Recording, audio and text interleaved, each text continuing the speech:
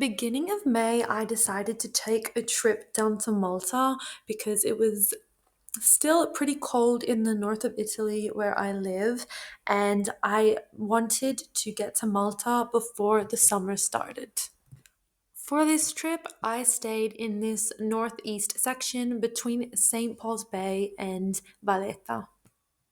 When I got off the airport, I took the city bus straight to Selima. So there is a city bus. You don't need to organize like an Uber or something, which I probably wouldn't recommend because the traffic in Malta is some of the worst I've seen. I suppose it's because it's such a small island with maybe 500,000 people on it, I think. But yeah, the traffic is super congested because the only mode of transport is, of course, the buses, which I think are really good, but they can get super crowded. There were two times that I couldn't get on the first bus because it was so crowded, and it was okay. I only waited like 5 minutes for the next one. But sometimes the bus is too full and there's no bus for another half an hour.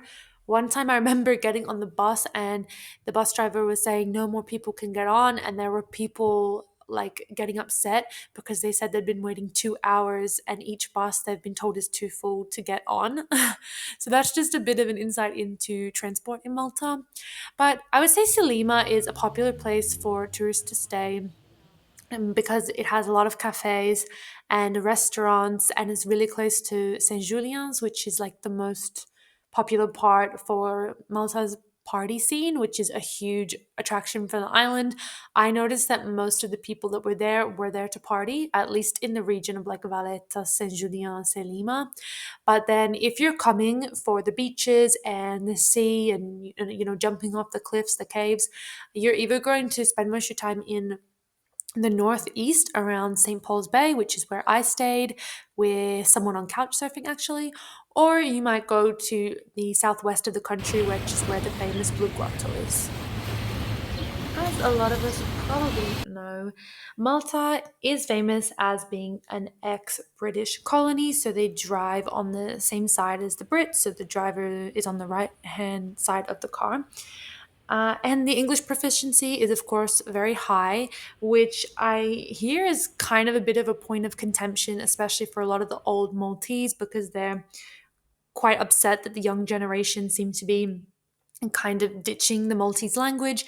And in general, English is widely spoken even by the youth, even as a preference to the native Maltese language. And of course, there are a lot of immigrants. Um, Honestly, from what I saw, I would say the majority of them are from Pakistan or India. But there's also quite a lot of South Italians, especially from Sicily, that come across considering how close the two islands are. Because Malta is actually in a pretty good economic state. I think the average salary, from what I read, is around 2,000 euros a month. And considering the situation in the south of Italy, that is quite a big stipend, and there's quite a lot of permanent work contracts, which is something that's almost impossible to come by in the south of Italy. And yeah, so Malta is also quite famous for finance and casinos. So there's a lot of work in the finance and casino industry in Malta. So they've kind of built a base around themselves as, yeah, a mini gambling island. And there's a lot of jobs and money that have come from that, including well-paying jobs.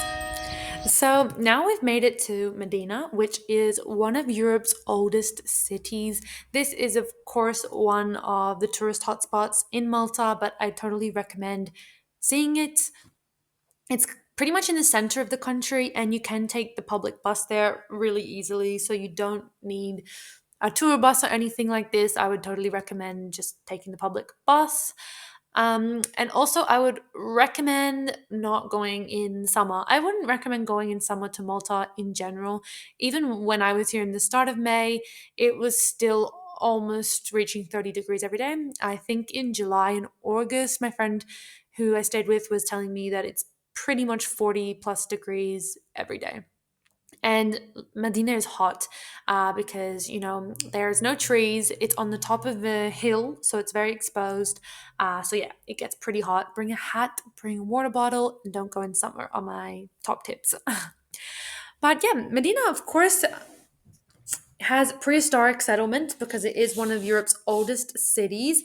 Um, it's estimated that the site was built around the 8th century BC. It was back in the day known as Melita, and it was a center of admin for the Roman Republic and was visited by Saint Paul himself. But after a major earthquake in about 1693, a lot of the city was then rebuilt in the Baroque style that you see there today, including St. Paul's Cathedral.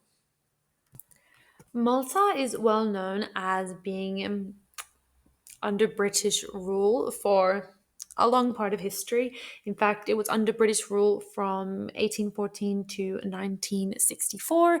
So it is a British colony, and therefore English is widely spoken, and like I said before, has pretty much overtaken Maltese even.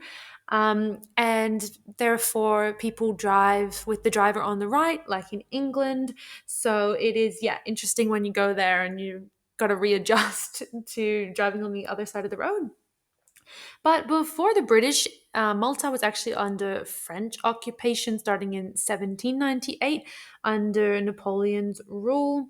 And then the British only started to take over the country because the Maltese started to revolt, and they actually asked the British for help.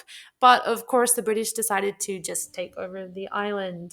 um, the Brits did help with improving the economy, especially in terms of banks. Like I said, they've become a real like finance and banking casino industry where that's where a lot of the jobs are.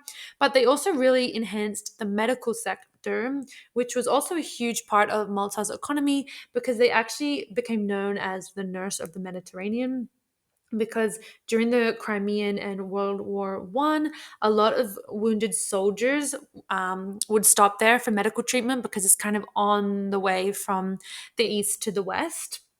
And then again, like going further back in time, another thing that really boosted Malta's economy was the opening of the Suez Canal in 1869, which really increased Malta's economy as, again, a strategic location in the middle, kind of the east and the west.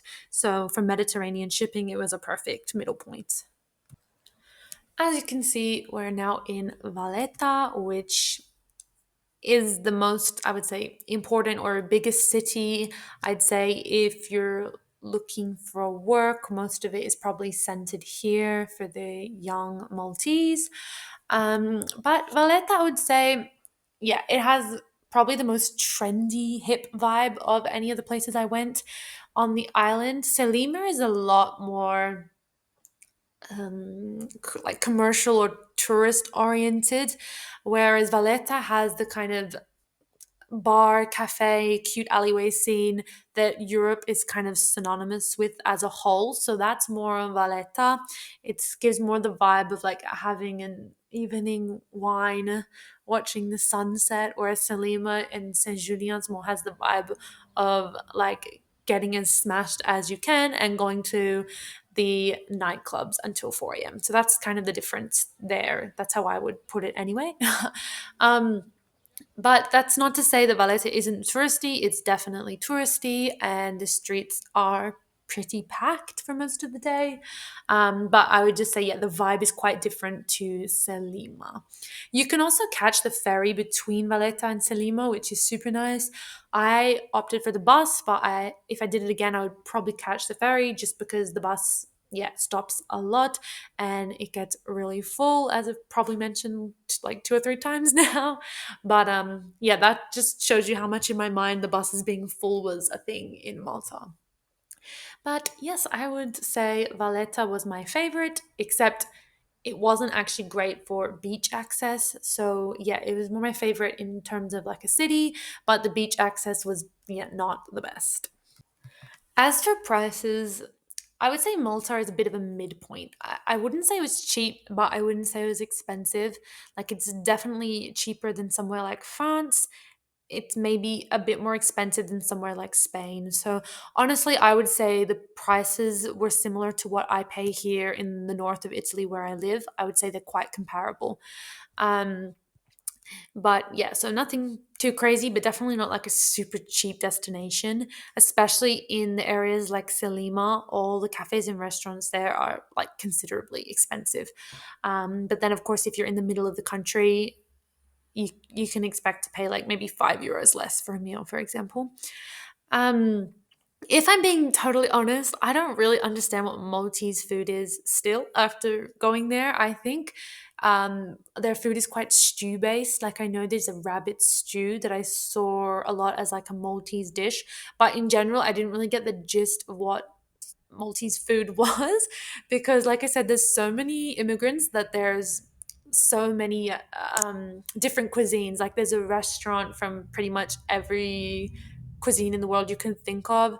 So yeah, it gets a bit overwhelming with choice. There's not really just obvious Maltese food. There's Japanese food, Indian food, Italian food, Spanish food, Mexican food. You get the gist of things. Kind of like when you're in England, you like, what exactly is English food? Because there's just food from every other culture here. That's the same thing that I perceived from Malta. But that could just be me not looking hard enough.